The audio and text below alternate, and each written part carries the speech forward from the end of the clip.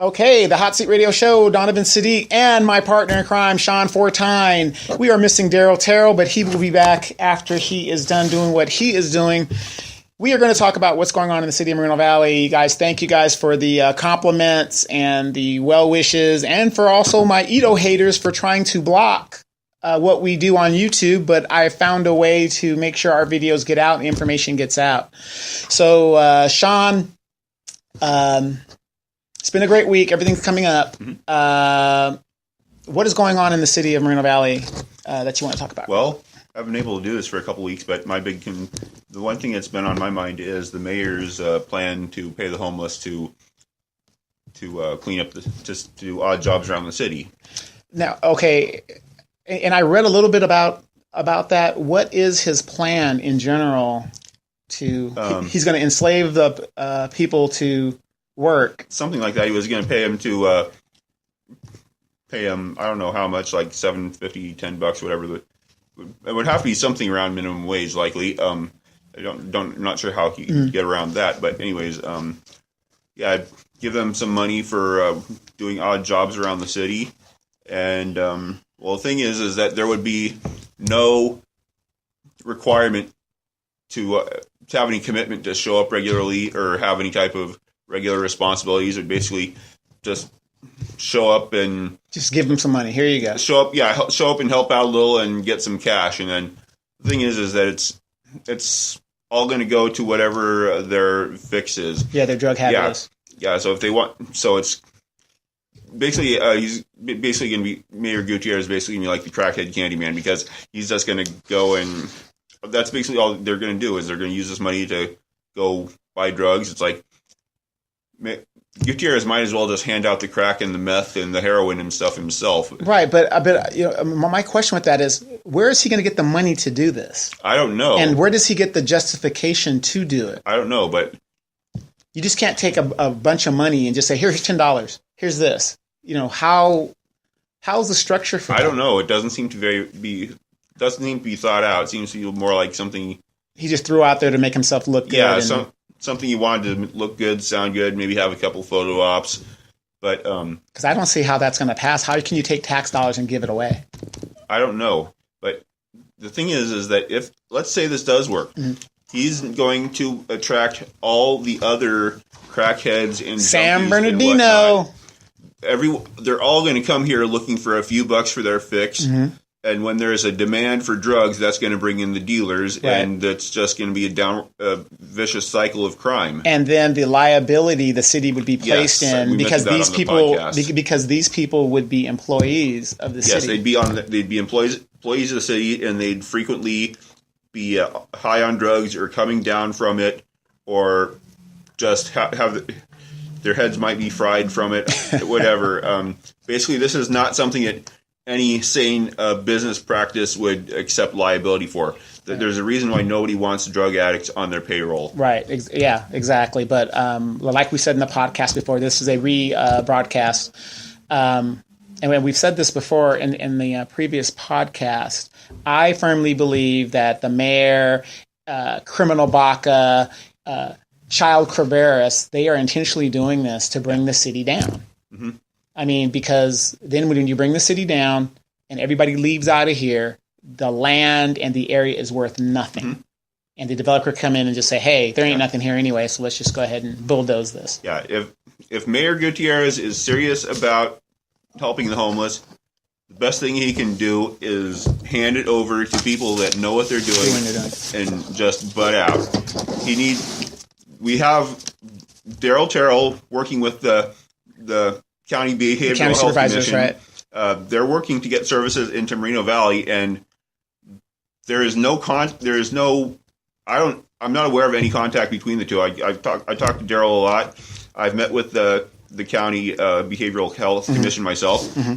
There is not any meaningful contact between the City Council and the county services to get any meaningful or to get any services through the county when the county is working really hard to step up their game with what they have to work with. Right, and right now the county's going through I believe they're in a labor dispute with the SEIU, 720 won, the local SEIU. They went on strike. Yeah, well, it's SEIU, so I haven't really paid much attention to it. So, big labor problem with that's going on there.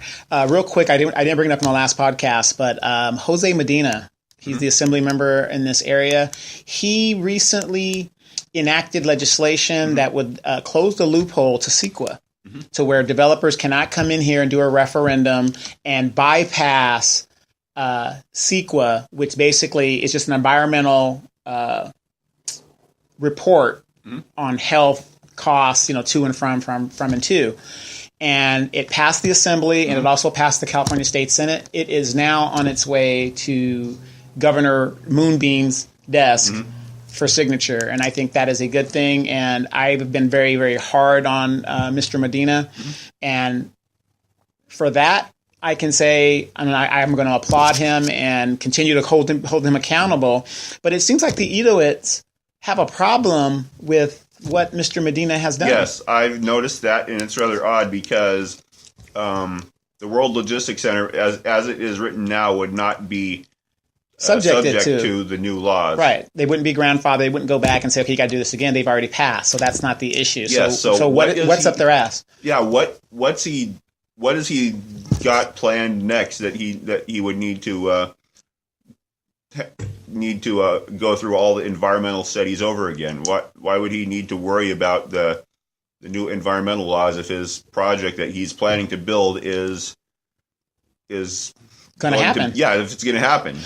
I hate bashing the World Logistics Center. I'm not bashing it. I just don't think it's going to be built.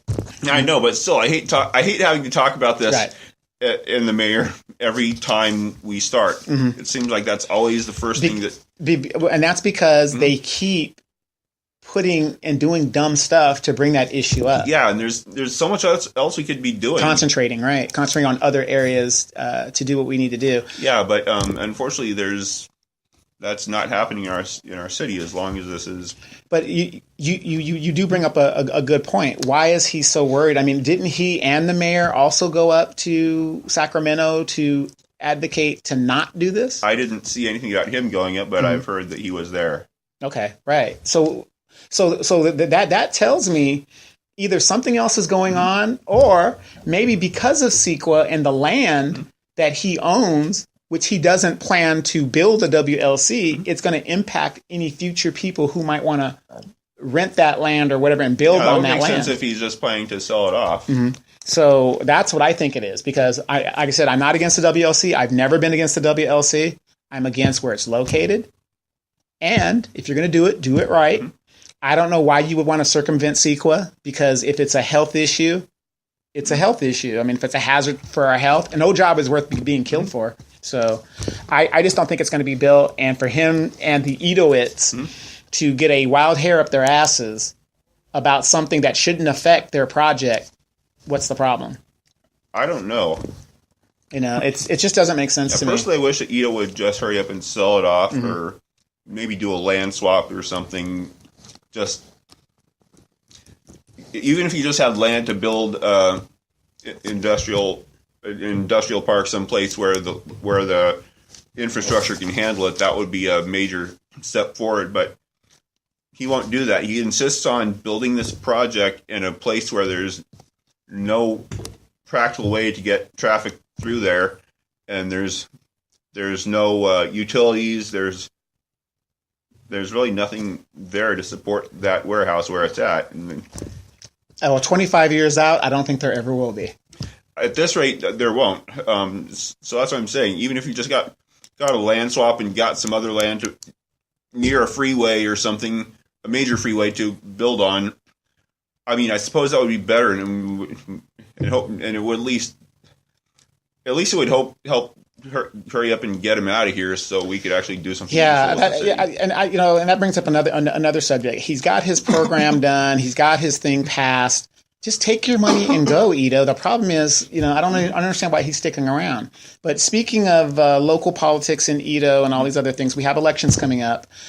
Cory Jackson has appeared, and he has thrown his hat into the ring. Cory's a good friend of ours, and I have no problem with Cory. He's mostly in your district. He lost by 7 votes last time. And the Edoites have already started a smear campaign on Mr. Jackson, and they're trying to correlate money that Mr. Jackson's nonprofit gets and the school board. Now, I don't know why that is such a big deal. Of course, I don't like the way backyard deals are done, but they're done all the time. That's something else. This is another good point. They seem to be drawing a lot of attention to the school district lately, and I noticed that came up when they were talking to Aja Smith about her campaign. They were trying to shine the spotlight on the school board. Mm-hmm. I mean, but what is it with the school board? I don't even understand why they'd want to shine the spotlight on the school board that way when their man Evan Morgan is right there. Yeah, and once again, piece of shit Evan Morgan, he's right there, so they know what's actually happening on that school board. But to tie in Mr. Jackson's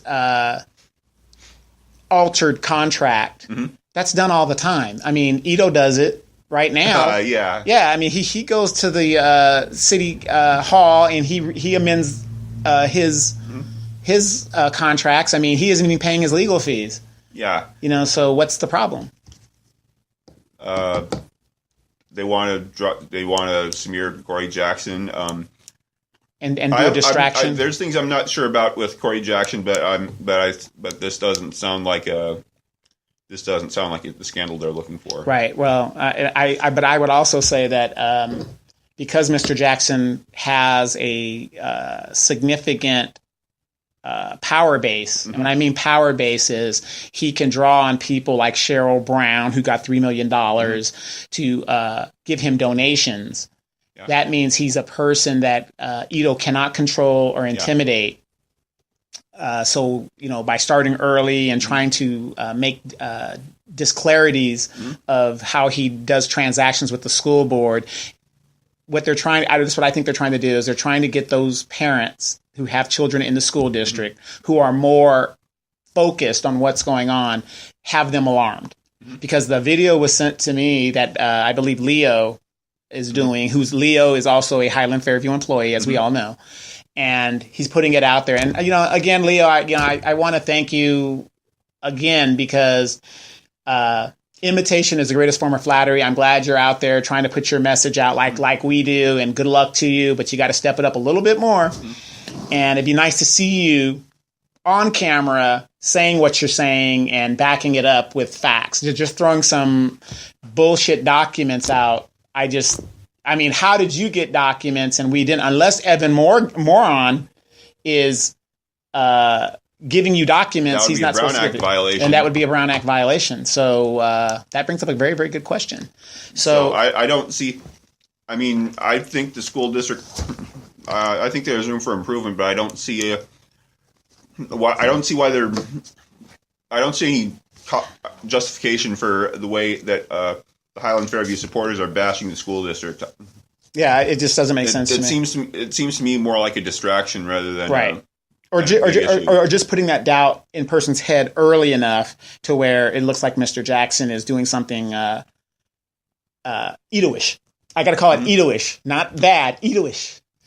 So it's just funny how they do it. It's outrageous when other people do it, but when they do it, there's no problem. Also, Carla Thornton, she is going to be running in the race. She threw her hat in the race, District 2. What are your thoughts on Miss Thornton, if you heard anything about her? Not a whole lot yet. I do plan on investigating her thoroughly. From what I do know, she's an Air Force veteran, so that's a plus. I've talked to her, in briefing and, kind of just sending her messages and encouragement and stuff like that. Cory's a good friend of mine, but I am a firm believer, unfortunately. Cory, I wish you the best of luck. I really do, seriously. But I just think we need to move on from, the Cory Jacksons, the LaDonna Jimsons, the Donovan Sadiqs. We need new people, new blood. And the reason I'm saying this against Cory, and it's not really against him, it's just a criticism, is you ran a good campaign, you lost by 7 votes, supposedly. And Belle's doing something. I don't know what she's doing. Oh, she's messing with the bug. And your issues don't stop because you lost the race. And this is what I'm saying. 4 years have passed. We hadn't heard a word from you. Mm-hmm. And then now it's election time. Here I am. Vote for me. And that's our problems in our politics here in Moreno Valley. We have these people who are not tested, tried and true. As in regards to Aja Smith, we were in the WLC wars. We were getting those petitions in the sun in that summer. We did a whole summer together. So I could witness for a fact that she was out there knocking on doors and getting petitions signed. That's how I met her, was out on the street corner. On the street corners. I'm not saying Cory doesn't do it because he was walking when he was in his race, but then after he lost the race or conceded the race, because I don't even think he lost personally. He conceded the race. 4 years passed. The thing I've always wondered about that is that at 7 votes, I'd want to double check the I would want to double check it, and I would have borrowed the money to get it done. I don't care how I would have got it done, because it ain't like Cory didn't have the money, or if he didn't have the money, he couldn't have gotten the money from a supporter or a person. So my point with Mr. Jackson is, and I'm not going to bash him or anything. Like I said, I think he's a good candidate. I hope he runs a really good race.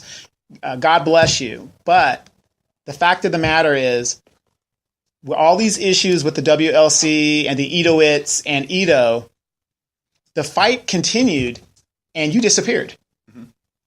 And anybody that's been in the military will tell you that is somebody I don't want to be in a foxhole with, because that basically tells me, not that you gave up, but perception is everything. Yeah. I didn't see you out there. So Miss Thornton, she's an Air Force veteran. She's a woman, very highly intelligent. I'm doing my homework on her. She's from what I'm hearing, she's really got some really great people vouching for her currently, but I've got to see it for myself. And I've talked to her, and I'm going to say right now, it looks pretty good that she got in there early enough to say that. But again, we have to not let too many candidates get in the race and split the vote, because that's what Ito wants to do. We need to get behind one consensus candidate. Yeah, I hope that Jackson and Thornton and anyone else that's thinking of running gets together and has a long talk with each other. Right. Because are you in it for the city or in it for yourselves? And that's the difference. Mm-hmm. People have been talking to me about Denise Fleming, and they're telling me, hey, you got to work it out. No, I will never work it out with Denise Fleming. So I wish people would stop bringing her up. I think she has an ethics problem. I'm not saying she's not qualified. She's highly qualified to do anything she wants to do in life. But when you talk to the woman, that'll sell it for you too, and you'll know what I'm talking about. Denise Fleming is for Denise Fleming. She is not for the city. Once again, she lost her race. Where has she been? Don't know. Quite frankly, don't really care. Exactly. LaDonna Jimson, I can vouch for LaDonna. She's done it. She's continued to do stuff behind the scenes, and I applaud her for that. And I've talked to LaDonna Jimson, whatever. I lost my race twice. I'm still here, still putting the message out, doing what I can do. So that's a big thing with that. As for mayor, have you heard of any thing with maybe Gutierrez running again? Possibly. Oh, he probably will, unless Ito gets tired of him. What about Gaiba? I haven't heard anything about, with Gaiba. I talked to him afterwards, after one of those big disputes. He said that he was closing his campaign accounts. Oh, was he? Okay, so he's looks like he's pretty much done. Yeah, I don't see how he could. I mean, he's not in favor with Ito. He's not in favor. He's still not in favor with those opposed to the project. I mean, he doesn't have a support base anymore. Right. Well, let that be a very, very cautionary tale. When you receive money from these donors, okay, there's strings attached to that money.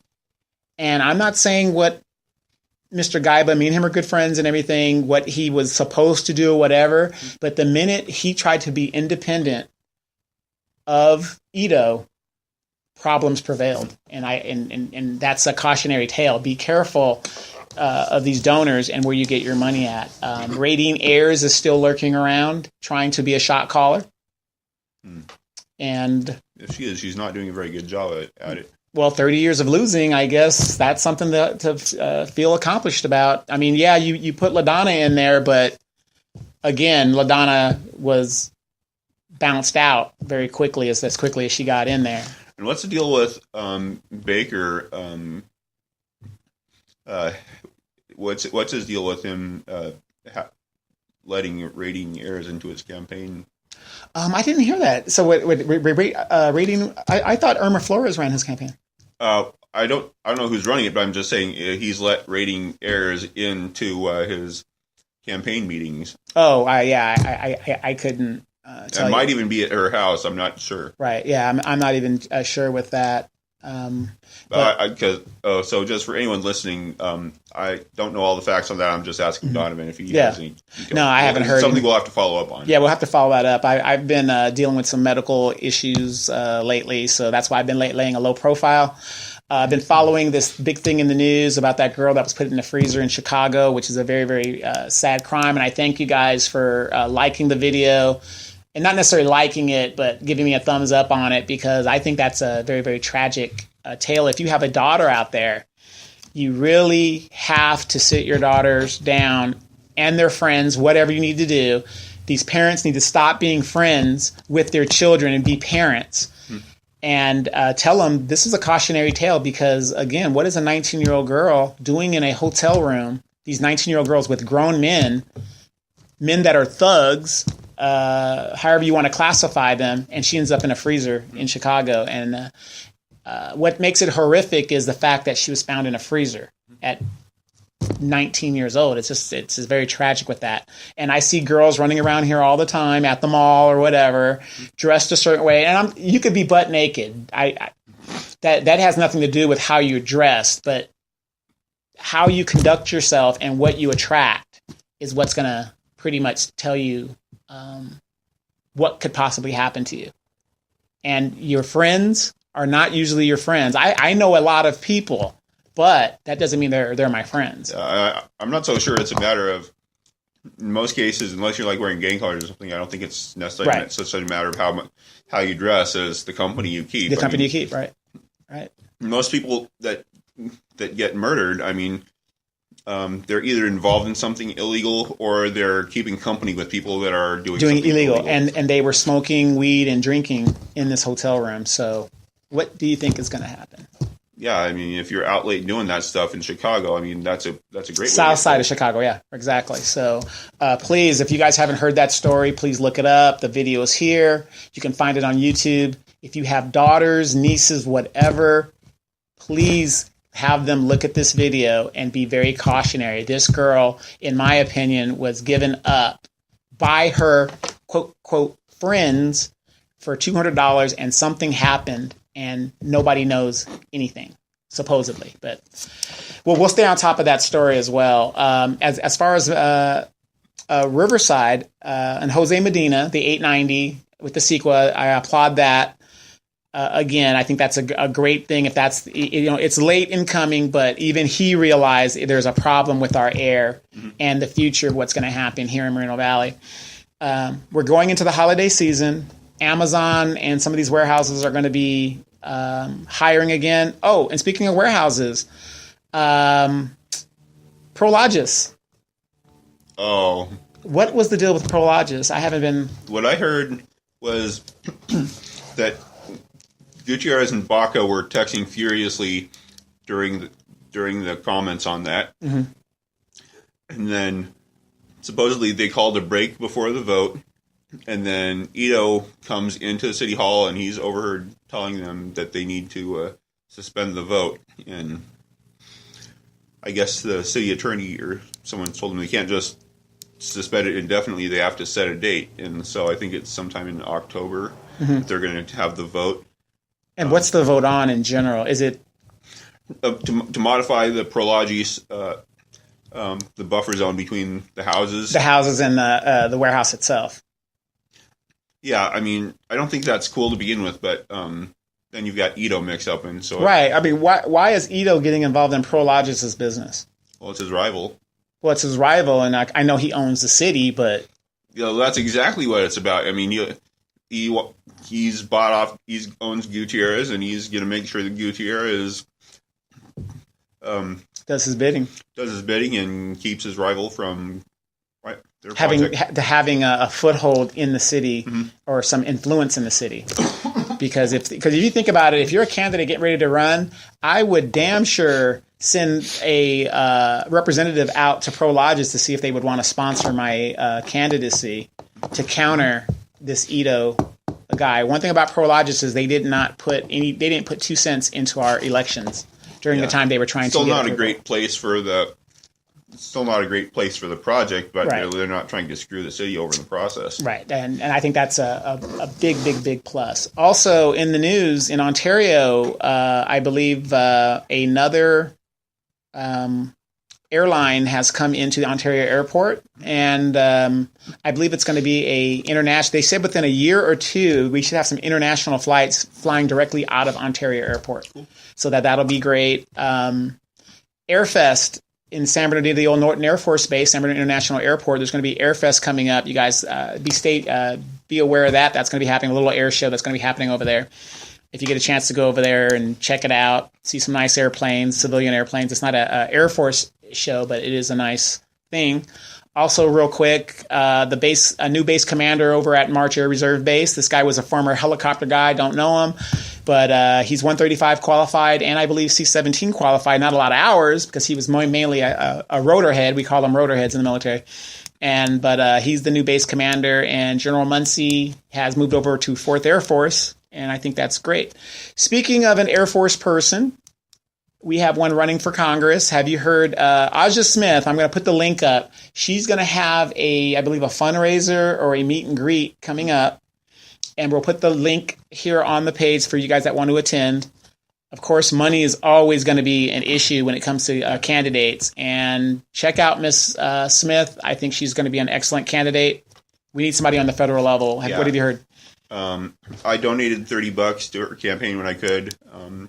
Haven't really been able to donate much more lately because it's summertime and you got a lot of stuff going, catching up. Yeah, well, I need new tires on my car. Yeah, I need new tires on your car. I mean, that's just the way things are in this town. Yeah, unfortunately. Everyone in this town is strapped for cash. Right. And so paycheck to paycheck. I was able to give $30. If you can give it in cash, that's even better. Even better because they can't be traced now. No, because then there's no electronic transfer fees or anything. Right, that's true. And but just any little thing that you can give her will help because she's been in this city a long time and knows how it works and knows what it needs. And I think we need an ally on the federal level. I honestly believe that. And before we go, real quick, we already talked about the nonprofits in Houston. Was that on the other podcast or was it on this podcast? That was on the other one. Okay, well, let's talk about the nonprofits that was happening in Houston and the devastation down in Houston and Miami. Yes. The Daily Caller and USA Today are reporting that 80% of the relief efforts are being done by nonprofit organizations and not FEMA. Not FEMA. And 75% of those 80%, which works out to 60% of the whole thing, is being done by Christian charities. There's like some Buddhist and some Hindu ones and stuff too, and some completely secular ones. But most of it's through Christian organizations, especially Samaritan's Purse does a great job of providing supplies, like getting just food and toiletries and stuff from just random donors and getting it to people that need it all over the world. And then you've got a Seventh-day Adventist group. I don't know their exact name, but they they are great at logistics. They're great at being able to work out deals, finding facilities to move all these supplies through to wherever they need it in the country, and in some cases internationally. They've got there's a Methodist organization that also provides people. And they also provide crisis counselors, cleanup people, and they even have case managers to help people hit hard by the disaster to navigate the FEMA bureaucracy. And what's cool about this is that even all this stuff is completely free to the state. It still counts towards FEMA matching funds. So it's they're doubling. Yeah. Wow. So it's so it's basically like twice the money or even 10% more money in some cases than they would have had if they had to use contractors or other government services. Well, I can say since Katrina, the government has gotten their stuff together. in regards to emergency responding. It's a lot better. I'm glad that a lot of these nonprofits and charities are stepping up a little bit more, and the Christian denominations that are doing that, because if you really think about it, Houston has been devastated. That whole Gulf Coast Panhandle area has been devastated. My brother's a hurricane hunter, so when this was happening, he was telling me before it even happened what was going to happen. And of course, I'm listening to him because he's a hurricane hunter himself, and he was telling me that it was going to be pretty bad. Is he on the aircraft? Yeah. Well, he's a jet engine mechanic. But did you see the video I put up with that lady loadmaster? She was explaining, the flight. It was on one of the pages I put up. No, I'm familiar with how the hurricane hunter aircraft worked, but I didn't see that exact video. Yeah. Well, they were just interviewing her and stuff like that, and how she's a drop zone operator, but heard she can sing her ass off too. But that's a very interesting job, and they use a C-130, which is my primary aircraft, to go through it. And I've never done it. I wouldn't want to do it, but with all that's happening, how you cannot believe in global warming, or there's something going on in the earth to where these things are coming at superstorm levels. I mean, we've got to really think about. Well, it's part of a. I saw your cartoon clip you put up on that with the global warming and how it brings more tax money and more research money. Basically, there are some people that are going to say it's global warming no matter what happens, even if it's like a really bad blizzard. Right. Or even a pattern of really bad blizzards. But the hurricanes tend to work on roughly a 20-year cycle. And this year there were some weather systems that were kind of farther north and west that allowed the really big hurricanes to come up into the Gulf Coast in Florida. And it was pretty bad 19 years ago, and then it was pretty bad in 92. So they tend to come in waves. It's not like cycles. It's not like there's going to be bad hurricanes all the time every hurricane season. Right. Yeah, because there hasn't been a hurricane that hit the United States in 12 years since. Well, he's not a significant one. Right? Yeah, there's like Category 1 and 2 stuff that comes every year, but nothing that really causes. Yeah, they cause a lot of damage. So, and I have family down there, so I really do keep a good gist on that. But doesn't it make you really think about how great California is? Other than a drought, we don't really have too many problems. So, Belle, stop being bad. Stop. It's bad dog. So outside of that, there was another thing I wanted to ask you in regards to the local. Kamala Harris. I wanted to ask you about our Senator Kamala Harris. In regards to Kamala Harris, they are saying that the corporate Democrats are saying that Democrats are saying that Kamala Harris is a possible contender to President Pence's renomination. And I say President Pence because I don't think Don's going to make it. I've heard that, and I just don't think Trump's going to make it. I think the Democrats are just looking to find a black woman for the sake of finding a black woman. Well, what it is they want to do the Hillary thing with a black woman. With the black woman to garner more minority votes, and there'd be a black, the Obama thing. And if you're anything like me. Since Obama didn't do jack for black people, I wouldn't vote for Kamala Harris. Harris is your classic limousine liberal. She's been living well off in San Francisco for a long time, and she's been completely removed from average everyday people. Well, to me, like I said, she's been. I'm not downing the lady. She's whatever. I don't know what her accomplishments are. She came to Mar-a-Lago and sued. The developers down there with the health problems down there, but once they tagged her to be a senator, she's just been doing the Democratic hokey pokey and what they say. And if the Democrats put their money on this chick to run against whoever the Republican nominee, President Pence, is, they're going to lose, and I think they're going to lose big time because that's going to be the Hillary effect. Yeah, I think because you're pandering, and people don't like to be pandered to. Yeah, I mean, she hasn't really. I'm not aware of her legislative accomplishments. Legislative accomplishments, or even as Attorney General, even her being particularly involved in the black community. Thank you. My point has been made. So we got to think about that. Dianne Feinstein. They say that she might run again for her seat. I think that old bitch needs to take her 80-something-year-old ass and go sit down. She already got the $3 billion high-speed rail contract for her husband. How much more money do you need to steal, Miss Feinstein? I don't know. And I don't know what's up with Pelosi either. I mean, she's clearly got dementia, but she just still keeps on thinking that she's going to keep her seat. Because as a corporate Democrat, she raises a lot of money. And that's her whole claim to fame. Mm-hmm. She doesn't want to do single payer. She said that she's going to fight to keep the ACA, which we know. Why would you want to keep something that isn't working for everybody? Acknowledges it doesn't work. Yeah. In certain scenarios, for most people, there's things that need to be fixed about it. But we're going to stay with that. Yeah, but I've heard arguments that the problem is that rich people aren't paying it. But the problem with that is that why is the government mandating you buy something in the first place? Well, it's just like, wouldn't that be the same as auto insurance?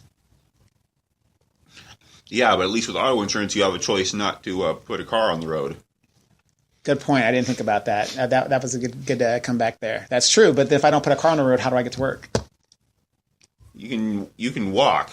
Right. You can get a bike. You can walk. You don't I know you're trying to get me to say use the bus or the train. But those aren't necessarily. Yeah, not in California. Yeah, not in California. And speaking of which, the mayor's town hall. I don't know why this guy does not want to meet with his constituents, because that was the whole point of having a mayor. So he represents everybody, which we know he does not. Mm-hmm. The most uninformed people were allowed to ask questions, and they were the same questions. Oh, there's my roads are really bad. Your roads are always going to be bad. That's all of the United States, because nobody's paying taxes. The corporations are not paying their taxes. There's lots of road taxes. They're just getting diverted stuff into the general fund. Right, instead of the general fund and things like that. But this one idiot called in, and she said that her son can't get to work at the warehouse because there's not enough bus lines that go out there. That's not a city issue. That's a bus line issue. You need to go to the bus company and complain to them. I used to use the RTA, and I agree that this city is underserved, and the city council has not done anything about it. Even 20 years ago when I did that, it was still bad then. Right, it's bad now. But I don't see people rushing to get your one son lady isn't a priority. If there was a lot of people complaining, I need to get to the warehouse, I can see your point. But the city just needs better bus lines in general. To go where? Just to do errands. I mean, if you don't have a car, when you don't have a car, it really becomes a really big pain to get anywhere. True, but we spend money on making bike lanes and advertising for the WLC, and we spend all this money. We don't necessarily need sidewalks. We don't necessarily need the bike lanes. You can ride a bike on dirt. You can ride a bike on the side of the street like most people do. True. Other cities. True. It's just sad how, like I said, I agree with you. We need to be served to the areas. There's not a whole lot of highly educated people left in this city to ask questions. No, exactly. And you bring up a good point. White flight is continuing to happen. I am seeing more and more houses on the east side going up for sale and that are being vacant. And they are being vacant because people have abandoned this city because we are out of ideas and we are out of leadership. And I don't know if in this next election round, if this idiot and that piece of shit, Evan Morgan, win re-election, this city's done. I mean, we're already there, and I just don't want to accept it because I'm not a quitter. But I'm telling you, it's not with the people that we have in charge. It's not going to get any better, and that's where we're going to be at. And you've been here a long time, and you've seen the good days, and it's been nothing but bad days since. So. We really got to do something about that. And I believe also at the base, the veterans campus is going to be opening up this in a couple months, I think in November. Cool.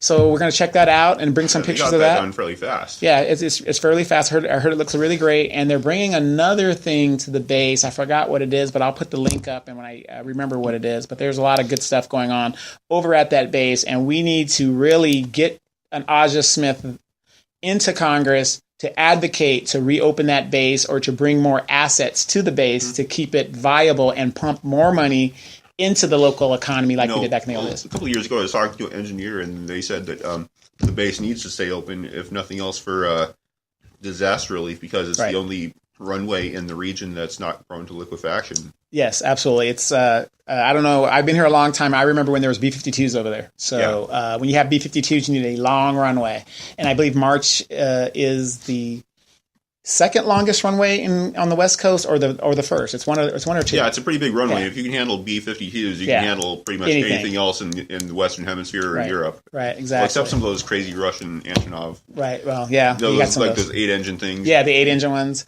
And speaking of what's going on in the world, North Korea is still a threat, and nobody's really talking about that. How do you think Mr. Trump's going to handle that? I think something's going to have to be done with the fat pasty eater kids sooner or later. Right, because I believe today another missile was fired over Japan. Yeah, they fired another one over Japan. One of these days, Kim Jong-un is just going to do something that is going to spark a reaction. Well, what I don't understand is in our intel, our CIA, and things like that, we give these guys millions and trillions of dollars now, and they keep failing. Go over there and shoot the guy. Poison the guy. Do something. Funny thing is, this didn't make a whole lot of news, but in the last 4th of July, the North Koreans did a big missile test. Like it was, I think their first successful ICBM. And Kim Jong-un was there, and the CIA figured it out. He was there, and part of the reason why he's kept such a low profile is because we sent them a video where we had a drone hovering over his head and had him in the cross sights. Right on.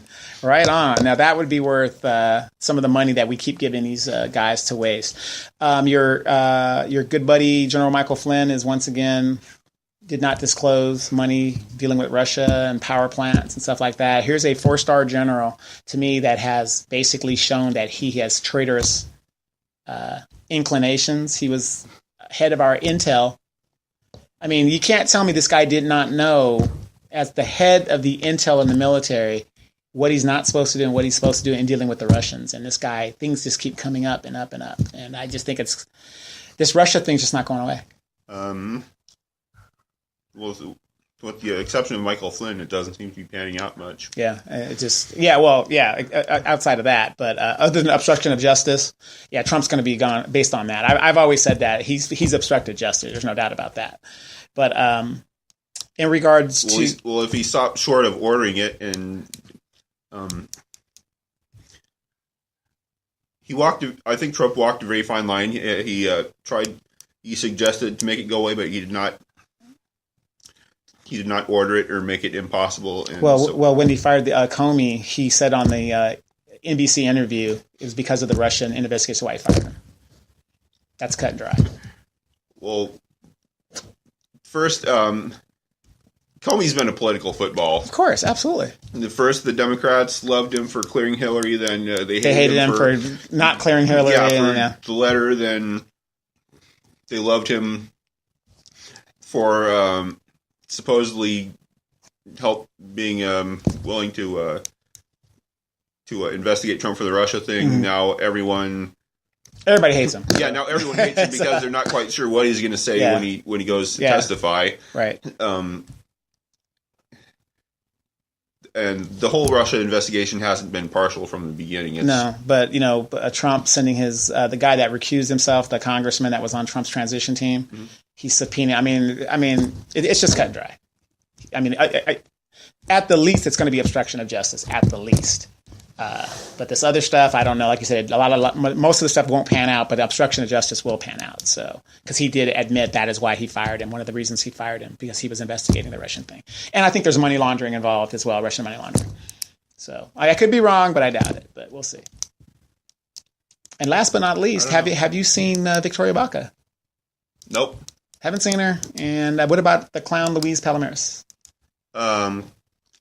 Someone said they spotted her at Target a few days ago, and I just mentioned that, I don't know, what was a security team following her? Yeah, there you go. She will evangelize neighborhoods. Hey, this has been the Hot Seat Radio Show. Sean Fortine, Donovan Sadiq. We've been away a little bit, but we're going to get back on that. It's end of summer, you guys. I love the weather now. This is the greatest time to be in Moreno Valley.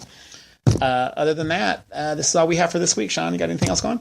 Nope. Maybe something more interesting for next week, but I've had a lot else going on this week. All right. We'll see you guys again next week.